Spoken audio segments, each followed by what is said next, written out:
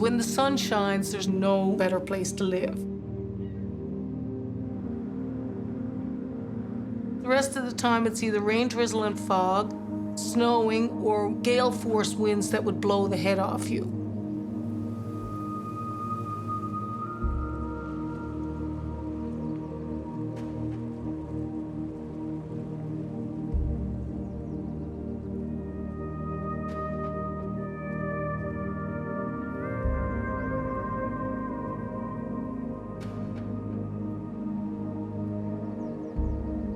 I think we cling to this rock because it is our home.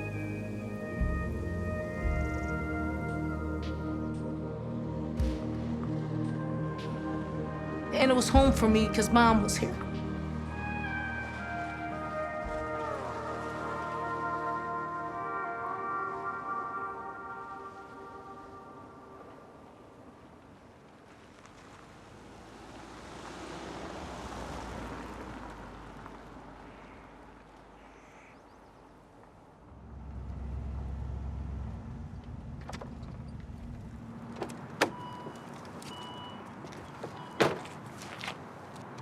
I got Mom's cards, Edwina, with her little saying on it for you. I see it. There. Now, Mom is with you, too. You can make me cry now. This drives me nuts, not being able to take you out.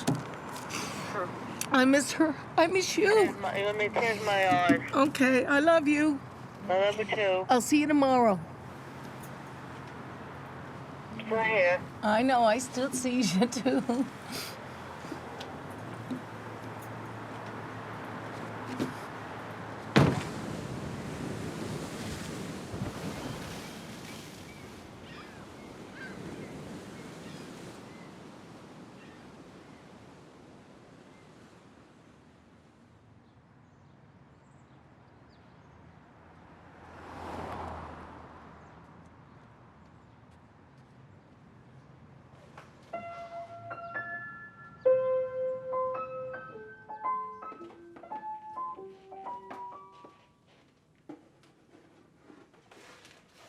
A half-century of our lives were spent in this house. There was chaos, but there was a lot of fun times that went along with them.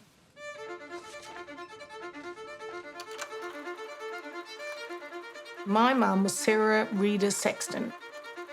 She was the kindest, sweetest woman in the world. She met Edward Patrick Sexton from Tilting, Greens Point, Fogo Island. After a year and a half of marriage, they had Edwina. And with your firstborn, you know, there's a special bond that happens. Mom had this time just with her and Edwina. You know, they'd go out in the garden and pick flowers. As Edwina grew, Mom started to realize that she wasn't 100%. She wasn't walking, she wasn't talking, she wasn't doing the other things other babies were doing. Mom was doing the ABCs with her, trying to do the numbers with her, and Edwina was getting extremely frustrated. And Edwina cried and cried and cried. The doctors told Mom that Edwina suffered from brain damage at birth due to a lack of oxygen. They were trying to get Mom to put her into a home so that she could learn at her capability, but Mom was having no part of that. She wanted Edwina around her family, and her family was going to take care of Edwina. Simple as that. There was 5 boys and 4 girls. Edwina is a handful. That's the first thing we would say. One of a kind, for sure.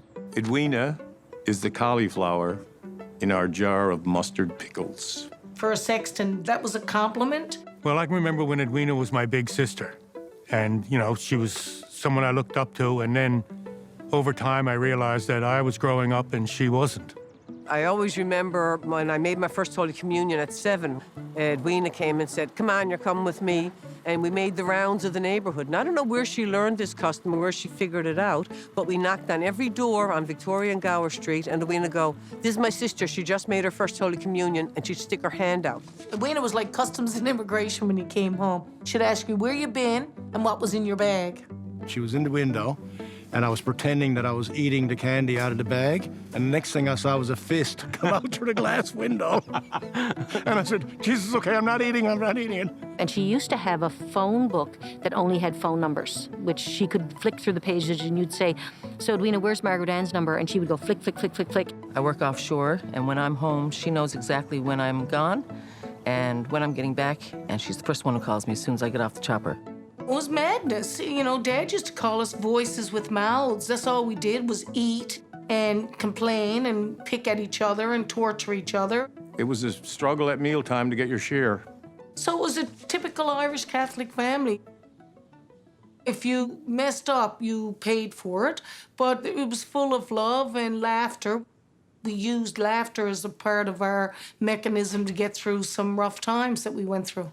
Is your homosexual relationship approved of by your superiors? Well, there have been difficulties, Father. The church was a very big part of our humor, right? And so that would just drive them over the edge. Did you hear? Oh, my God, you know. But it seemed that they were very accepting of Tommy, and they loved him very much.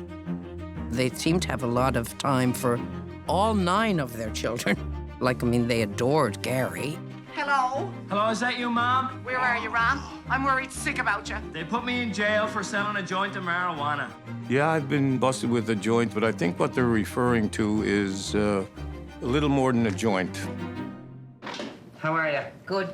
My God, Barry, what'd you have to get mixed up with them old drugs for? Mom. That old marijuana. If you killed someone, you'd be out by now for good behavior. Oh, my God, my mother, she packed everybody into a camper and drove across Canada just to visit me. I'd pay good money to see what went on inside there. Mom didn't say much. Edwina said a lot. Edwina would just continuously go, Mom, Mom, Mom. Mom. Well, I guess I met Edwina for the first time with Tommy doing Edwina. What? That was how I met Edwina first. Do your goddamn exercises. My God, you were hard enough to understand before you got that speech impediment. Who knows what it would be like if we tried to do those same sketches today. But there was an awful lot of love there.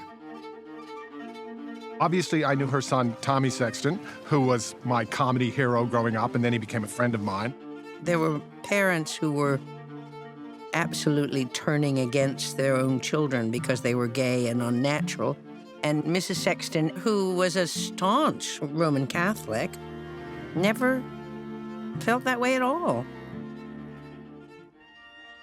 When I think of Sarah, she was the activist that Newfoundland absolutely needed at the time.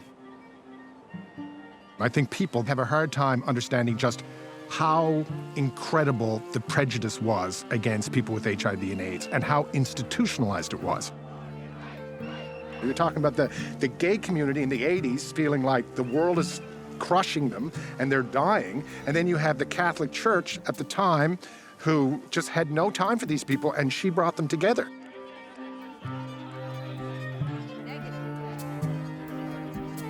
The Catholic Church, they were ready, willing, and prepared to say no to any activist who came through the door. They could not say no to Sarah Sexton, probably because they thought if they said no, they could be struck by lightning.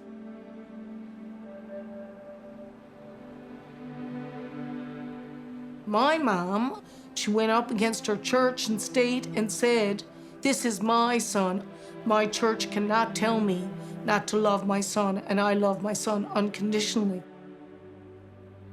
They really poked the hornet's nest when they told Mom that Tom was being punished for his activities. Like I say, there are no magic bullets. There's only, hope. Hope springing eternal in my human breast. God, aren't those flowers pretty? We were working together on the TV show when Tommy announced that he was sick. We would like to dedicate tonight's show to the memory of 2 Canadian performers who contributed so much to the world of comedy, John Candy and Tommy Sexton. Tommy died of AIDS in '93, and Codco was nominated for several Gemini Awards. And the Gemini goes to Mary Walsh, Kathy Jones, Tommy Sexton. We got Mom a ticket to go to the Geminis in Toronto. It was planned for her to get up and do the speech, but I don't know if it was as planned that she would be so fabulous. His peers in the gay community, I thank them for their never-ending help to Tommy. God bless you.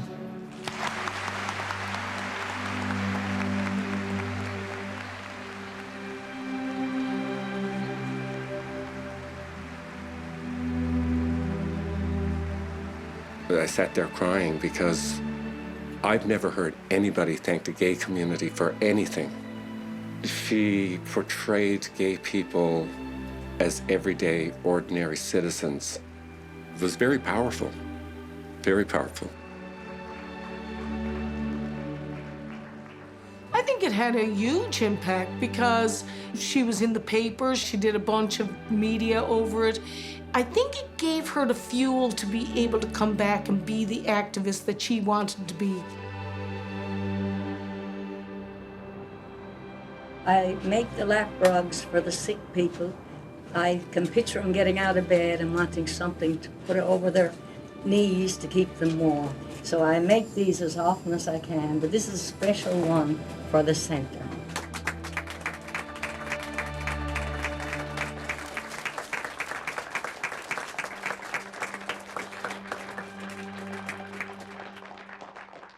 I think, like everyone, I wondered what kept Sarah going for so long. I'm not the only one who thought, well, it's Edwina that keeps her going. I mean, she was a primary caregiver her entire life. Edwina would have Mrs. Sexton's heels galled from walking right next to her, like, all the time, like, you know. And it must have been very difficult. But as Edwina got older, things gentled out. And they had a relationship like two old friends. It was really interesting to see how, after all that time, they really became really good friends, you know.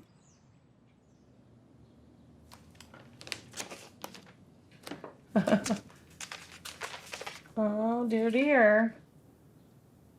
The duo. I can't imagine having someone dependent on me for 72 years. Her and Edwina were like Velcro. They did everything together. You know, when they'd have a sandwich, they'd split it in half. I think not knowing what was going to happen with Edwina was really playing on our mind. So we went and looked at some places, and we found one in North Pond in Torbay. And I think that that really played on Mom's heartstrings. She wanted her baby with her. So what we did was we got him so that she would do 4 days with Mom and 3 days down at North Pond to ease her into it. And as Mom started to realize Edwina wasn't totally just leaving her, she started to relax a little more. And I think that that was when Mom started to realize, okay, she's taken care of. I've done my best.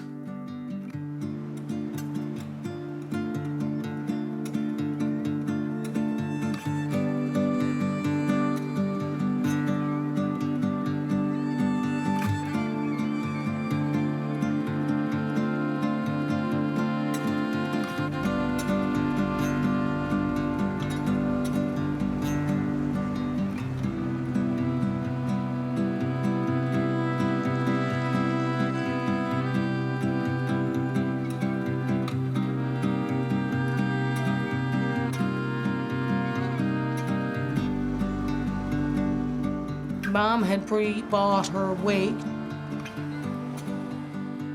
She had 2 days in the big room at Call's, and she bought a Cadillac for her coffin. If you put wheels on it, it'd be a gorgeous car.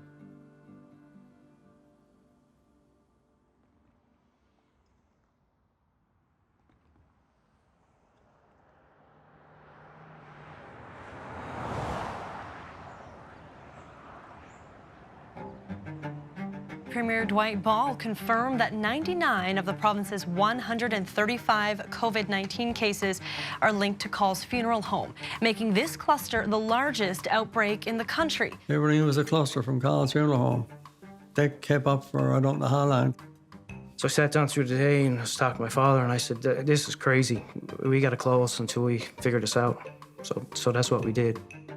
You know, this could have been us, but it wasn't us. And we were so blessed that Mom got us in and out of calls before this actually hit. Restoration bill for sanitizing the business is over $100,000 and not covered by insurance, a massive loss for the family business.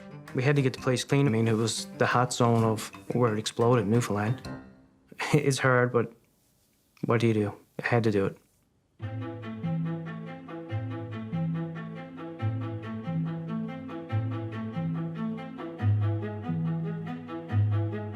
I'm the daughter of the gentleman who had passed away and then had the funeral at Carl's funeral home.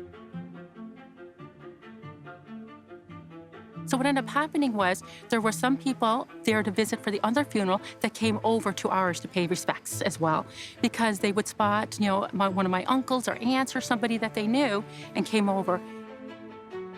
The day I was leaving, I was really tired to the point where I had trouble driving to the airport and had to pull over. 2 days later, I realized I'm sick. Of course, the daughter didn't know that she had the virus until she went back to Toronto. Then she phoned here telling us that she had the virus and she was in hospital. To think that so many people have been exposed, including my own immediate family members and myself. But we were aware that you had to break that chain of transmission as quickly as possible. I just figured social media was the fastest way to get out that information. In the beginning, it was an outpouring of appreciation, an outpouring of gratitude, writing things like, you just probably saved my baby's lives. I had been there and now I'm gonna get tested. So stuff like that, that was really, I knew I had done the right thing. It wasn't too long after that, my sister texted and she said, I hate people. I just wrote her back and asked her what she was talking about, and she said, you need to go look at your Facebook wall. When I went to look at my Facebook, I had no idea what had happened, but all I saw was just so many people were just attacking, harassing, and it was escalating really quickly there. Oh, that poor lady, yes. It wasn't her fault. But yeah, a lot of people gave her, you know, some flack over it. If you are aware that there's a global pandemic happening, that you think one individual in Newfoundland has caused the closure of all these things, it was closing down the world at this point in time. So why are you attacking me? One, I'm trying to keep people safe. And I know that that cluster would have been so much bigger had we not moved quickly in that moment. And while I'm in hospital, strangers just reaching out to me through fake Facebook accounts. You brought COVID to Newfoundland. You should die with it. I hope to God you never step back on this island again, because I don't think it would be safe for you to. This has been the hardest year of my life. I was already grieving my dad, this sudden death of my father. And just to think that people would be so naive that I would have purposely brought it there if it was me. At the end of the day, there's no person on this earth would actually do it on purpose. I wanted nothing to do with any of this anymore.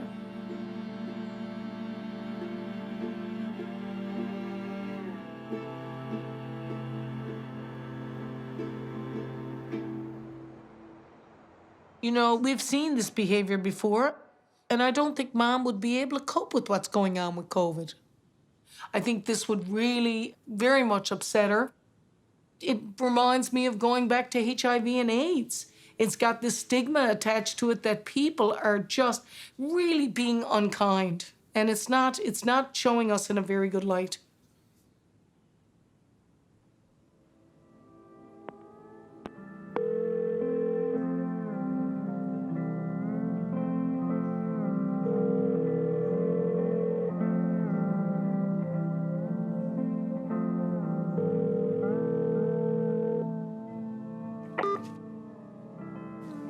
we have to think of that, around 2 o'clock. Call me and I'll get that thing. I'll see the best something about 3 o'clock, about 3. Okay, bye. When we finally found Edwina's new home, the reason she was going there was so she could socialize, but her one rule was that we had to go visit, and we had to go visit often. And I, being her guardian, I had to go every day. Next message. May I really come to the front entrance, okay? Okay, bye. I couldn't say to her, this is probably not going to be over till June. Because if I said that to her, I think she would have just cracked up completely, right? Or she put her fist through the window at me or something. Next message. Mary, 25 after 3, and I want you to make me come to the front entrance for me. Okay, bye. Well, I think that I started just getting frustrated by not being able to do more for Edwina. Next message. Mary, let's come this 10 to 4. And you should be at 3:30 for me. It's 10 to 4 now. Give me a call when you're coming. And, you know, it was a time when we were all in lockdown. You know, you were either depressed out of your mind, you couldn't actually get out of the bed, or you get out of the bed and you drink a gallon of wine. So I found that I was getting myself worked up about things that I couldn't control. Next message. Maybe I'm just trying for a new course. Give me a call and give me a call when I come to bed. Okay, bye.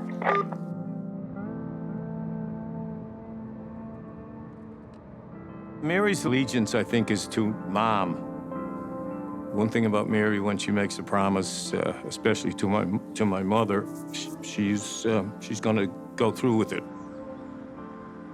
And she loves Edwina in her own way, also, you know.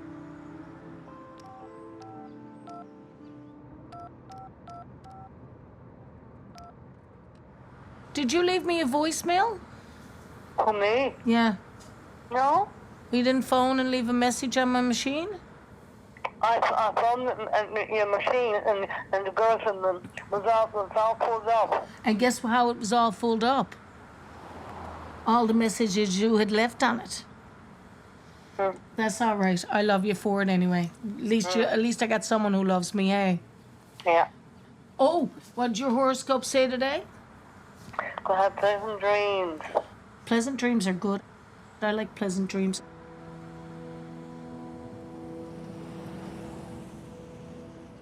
Edwina wasn't used to being by herself.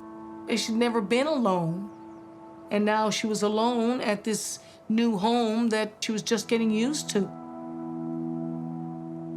You know, I had to try to keep Edwina motivated because she kept saying, do you think I'll be out for my birthday? And I said, I hope, Edwina, that's what I'm praying for. It was extremely hard for Edwina to have to celebrate her birthday in quarantine. Tears were in her eyes. But what we did was get a motorcade, and everyone came and held up signs to wish her a happy birthday, so that she did feel like the queen she usually is.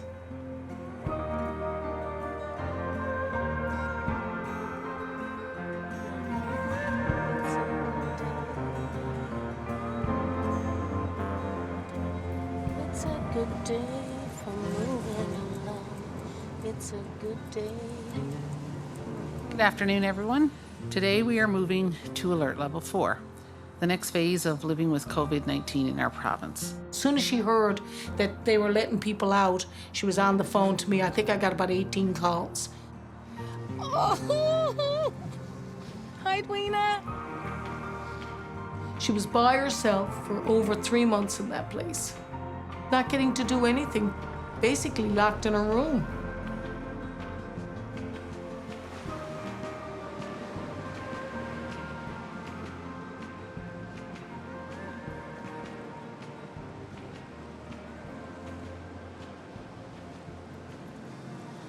Do you ever dream about her?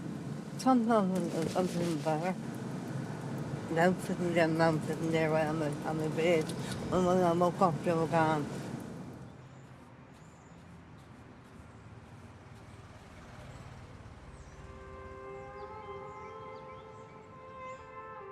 Edwina never had a label to her because she looked perfectly normal. And Mom prided herself in making sure Edwina dressed herself up nice and, you know, make her feel good about herself. And Edwina, you know, to this day, my dear, she's very well turned out. What do you say to Kathy? Thank you. You're quite welcome. I used to take Mom and Edwina to Flat Rock Grotto pretty well every Sunday just to get them out of the house and go say the rosary. And then we'd go have ice cream. And if Mom wasn't up for it, I'd just take Edwina because Mom sometimes just needed a break from Edwina.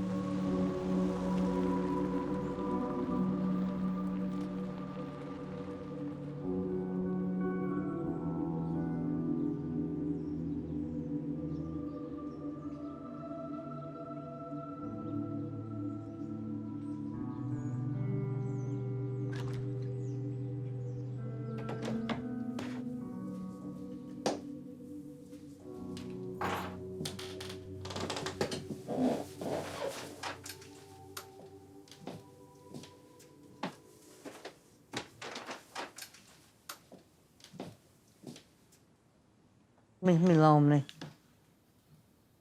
Makes me lonesome.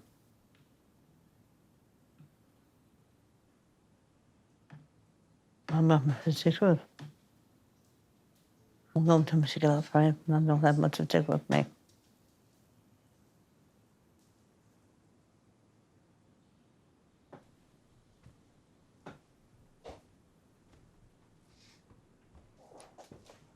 It feels right lonely.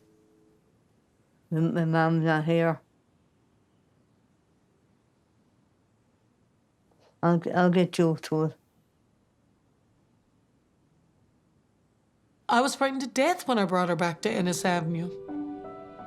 And for her to see how little was left in her room. She was very nervous. She was afraid of losing her stuff.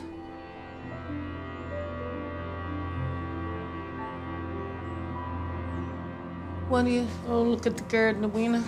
She said to me the next time she comes back to Ennis Avenue, she wanted a party for her. A good old scuff, she's called it. Surprise!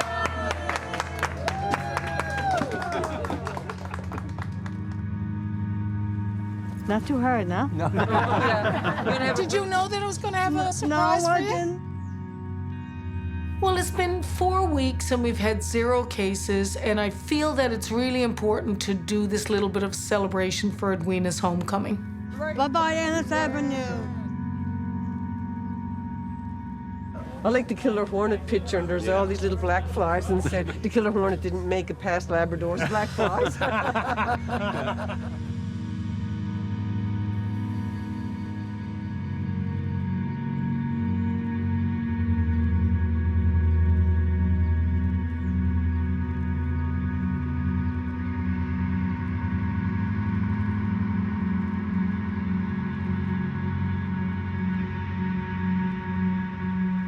It's hard to believe this place is going to be gone. Hard to believe Mom's gone. I did cry at first. I was kind of happy for her. And I knew that she'd be reunited with Dad and Tommy. She had eased so many people out in this world that she had gone to meet her maker. And she had nothing to be ashamed of. Nothing. Edwina, she just went on to the next chapter in some ways.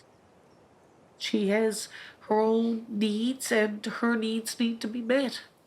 Mom had taken care of her for 72 years, so, you know, I guess I got the next 25.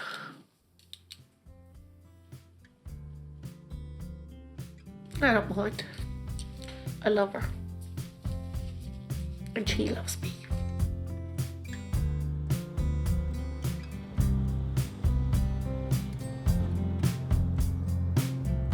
I've been waiting, I've been thinking, I've been wanting to sing you this song.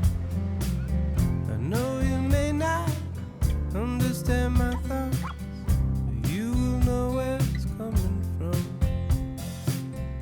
Grab your guitar or your maracas, or play with me on your wooden drum. So happy birthday, but it's my way. Maybe one day you'll sing along. And as you go through life, they may be unkind. I won't always be there by your side. And that's on my mind, yeah, that's on my mind. That's on my mind almost all of the time.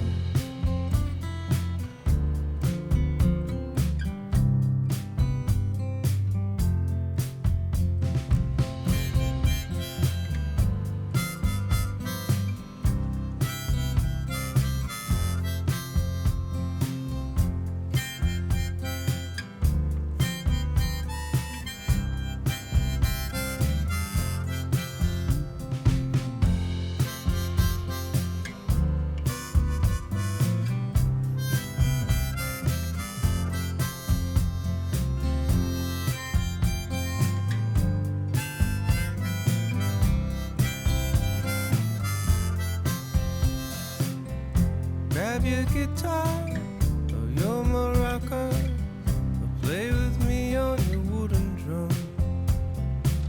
It's no happy birthday, but it's my way. Maybe one day you'll sing along.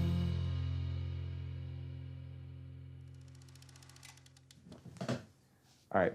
Want to do the thing? Yeah. Yeah, go for it. Action.